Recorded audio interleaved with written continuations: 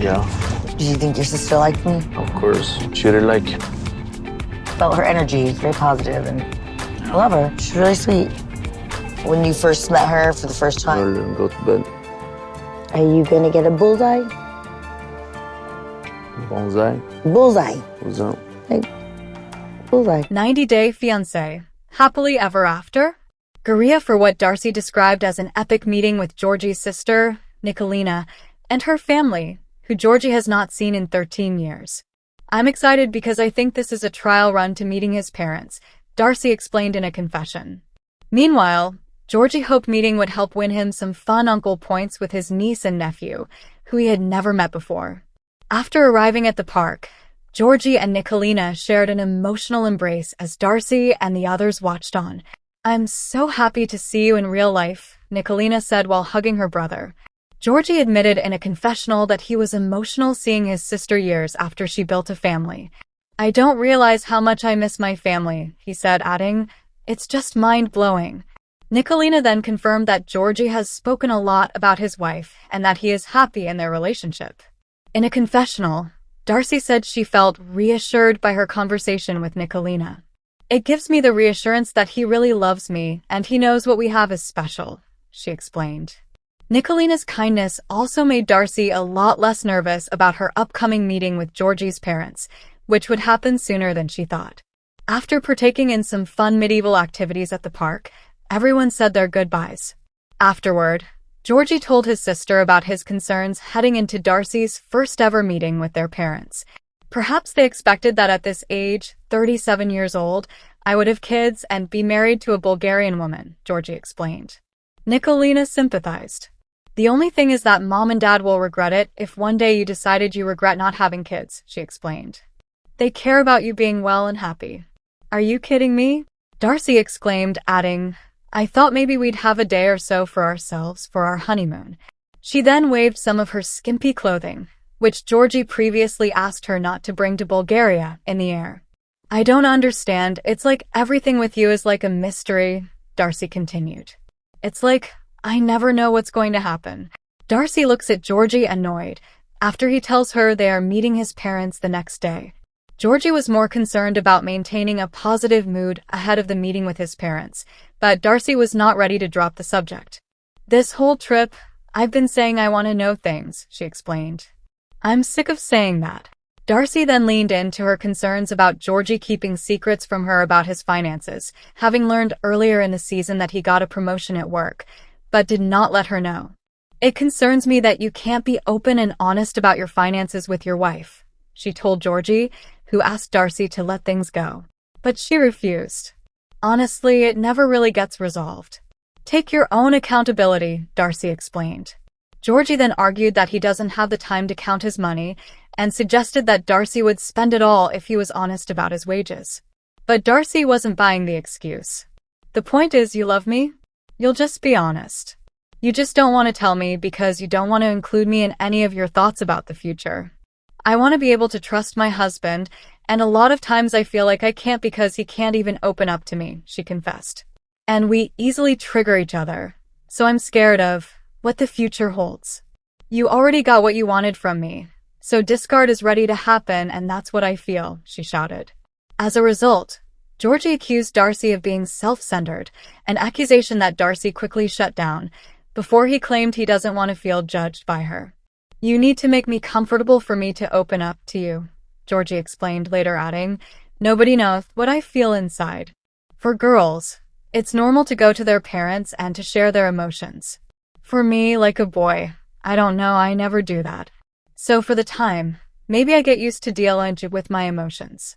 Though Darcy initially denied judging her husband, she eventually changed her tune and apologized for not listening to him more.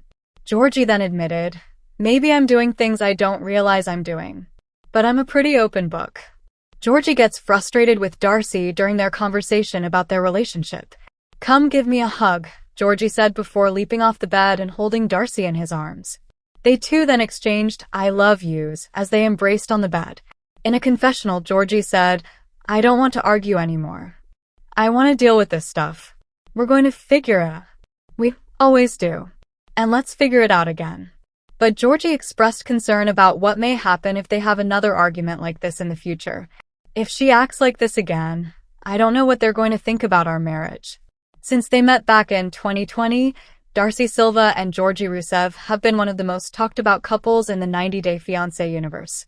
Their relationship was first captured in the inaugural season of Darcy and Stacey, a spin-off series that follows Darcy and her twin sister Stacey as they live their lives and navigate their relationships, despite a 12-year age gap. Communication mishaps, trust issues, and a break here and then, Darcy and Georgie tied the knot in 2023.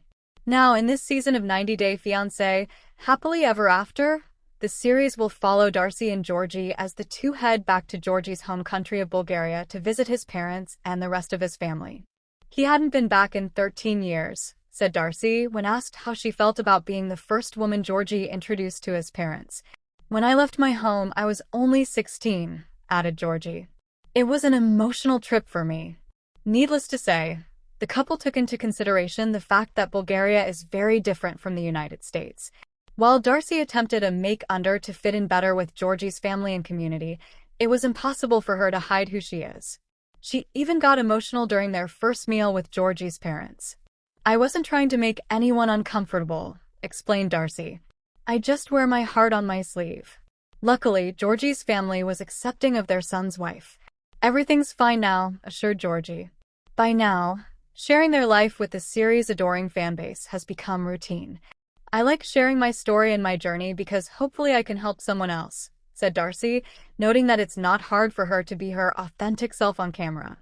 I forget the cameras are there sometimes. For his part, Georgie admits that although he is never nervous about sharing their relationship with the world, he does get anxious thinking about what their friends and family have to say. I get nervous about how the people react, especially the closest people to us, admitted Georgie. Because their relationship has been documented on reality TV since its inception, Georgie knows that the show is a part of their love story. We want to share that with everybody, said Georgie. The two lovebirds came to the Decider studio to talk about the new season, which of the other couples' stories resonate with them, and more. Darcy Silva, I enjoy doing it. It's not hard for me to be raw, real, and authentic on camera. It's just who I am. I forget the cameras are there sometimes. I like sharing my story and my journey because hopefully I can help someone else. It's a blessing to be able to film. It's a form of therapy for me. While watching our relationship on the show can hurt, it has definitely helped us fix things because we can see where we need to change patterns or behaviors. Georgie Rusev, I'm never nervous about sharing our relationship. I get nervous about how the people react, especially the closest people to us like our family and friends. Though I like sharing our life. That's our love story. We want to share that with everybody. It felt like I was in a fairy tale. It was interesting to imagine how she's going to fit into this different culture. The food was especially a challenge because she's very specific about the foods. We're in Bulgaria at some restaurant and she ordered American or Italian food. I'll admit one thing right off the bat. I was curious about Elizabeth and Andre, mainly because they've been MIA for years. At one point, they were in every spin-off TLC could squeeze them into, but viewers got tired of the constant drama between them and Elizabeth's family. Her siblings were practically auditioning for their own show with all that pot stirring, and thankfully, TLC didn't bite. Elizabeth and Andre have since cut ties with the family, which is progress, but it also seemed to put Andre on a power trip. He's always been hot-headed and prone to controlling situations that don't involve him, but his antics at Loren and Alexei's party were both inappropriate and tone-deaf. Elizabeth has always made it clear she wants to stay in the US, so it was a legitimate surprise to hear her even entertaining a move to Moldova. It felt like something she agreed to stay on the show, not something she actually believed in.